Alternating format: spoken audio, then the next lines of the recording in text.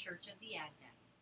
My name is Miss Celia, and Miss Kim and I are going to tell you a story about the great family.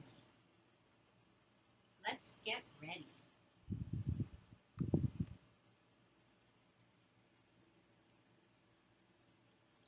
This is the desert bag. So many wonderful and important things happen in the desert. We need to know what it's like. We can't get the whole desert in our classroom, so here is just a little piece of the desert. The desert is a dangerous place. It is always moving, so it is hard to know where you are.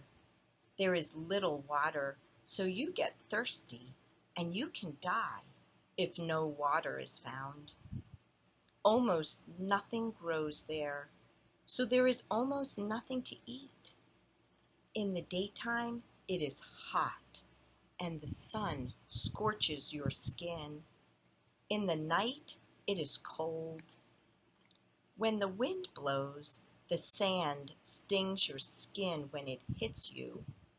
People wear many clothes to protect them from the sun and blowing sand. The desert is a dangerous place.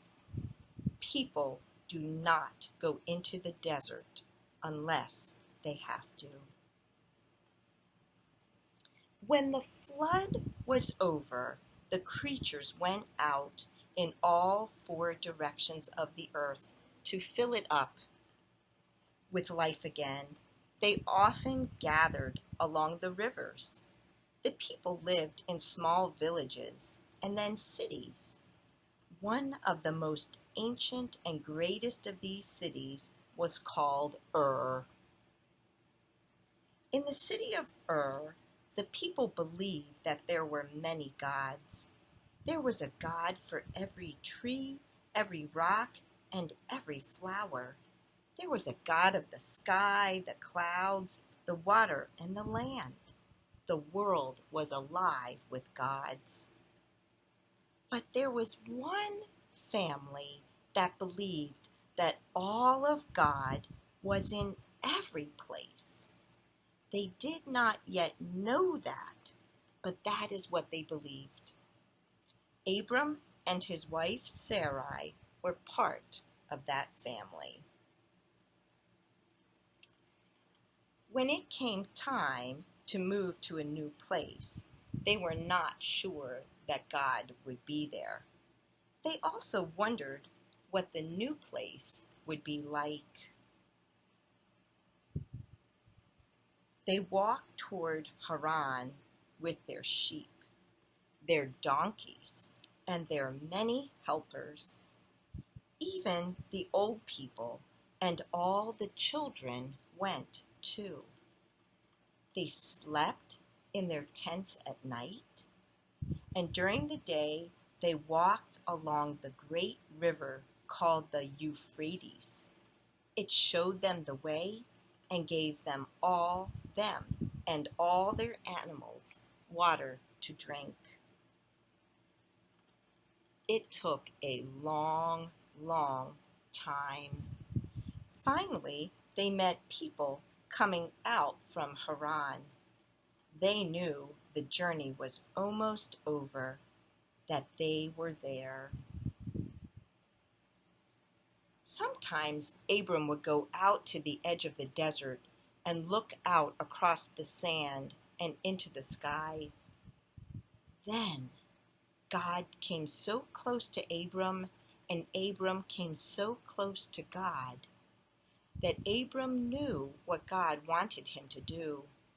God wanted Abram and Sarai to move on again to another new place. And God said, I will make of you a great family. I will bless you, and you will be a blessing. Abram and Sarai did what God said. They went into the desert to the west of Haran and walked toward Canaan. They went with all their sheep, their tents, and many helpers. This time there was no river to show the way or to give them water to drink. They finally came to a place called Shechem. Abram climbed up a hill and prayed to God, and God was there. So Abram built an ark to mark the place. Then they went on. Next they came to a place near Bethel. Abram prayed again, and God was there also. Abram built an altar to mark this place too. God was not just here or there. All of God was everywhere. Then they went on to Hebron to make their home near the oaks of Mamre. One night, God brought Abram outside. He looked up into the sky. God came so close to Abram, and Abram came so close to God that Abram knew what God was saying. You will become the father of a great family, and Sarai will be the mother. The members of the great family will be as many as there are stars in the sky and grains of sand in the desert. Abram laughed. He and Sarai were very old. God's promise sounded impossible, but God said to change their names anyway. Abram was to be Abraham, the father of many, and Sarai was to be called Sarah. One day, 3 strangers came out of the desert. Abram was sitting by his tent. He invited them in, and Sarah mixed 3 measures of flour, which is a lot. She gave them bread and meat to eat, and milk and water to drink, as was the custom. They told Abram that he and Sarah would have a son. Sarah was standing by the tent, heard them, and laughed. They were too old. The 3 strangers went on their way. Do you know what happened? Abraham and Sarah had a son. They laughed again, so they named the baby Laughter. In their language, the word for laughter is Isaac. When the boy was grown, old Sarah, who was now full of many years, was very tired, and she died. She was buried in the cave near the oaks of Mamre. Abraham was lonely. He missed Sarah very much, but he had one more thing he had to do. He sent his most trusted helper back to the land of his people to find a wife for Isaac. Abraham's helper stopped by a well in the evening.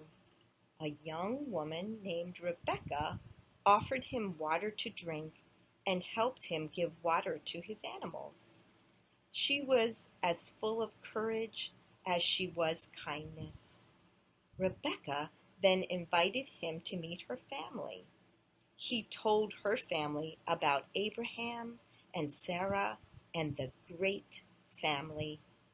Rebekah decided she would like to be part of that great family, so they went across the desert and then past Shechem and Bethel toward Hebron. Isaac saw them coming and came out to meet them. Then Isaac and Rebekah were married. Old Abraham was now very old and full of years. He died and was buried with Sarah in a cave by the trees. Then Isaac and Rebekah had children. Their children had children, and those children had children, And this kept on happening until your grandparents had your parents, and until your parents had you. Now we are all part of that great family, which has become as many as the stars in the sky and the grains of sand in the desert. Now, I wonder what part of this story you like best. I wonder what part is most important. I wonder where you are in the story, or what part of the story is about you. I wonder if there is any part of the story we can leave out and still have all the story we need. Now it is time to get out our work. Get out paper, crayons, markers, or any art supplies and create something about this story. Or you could find some toys or other items in your house and retell the story. Thank you for joining us.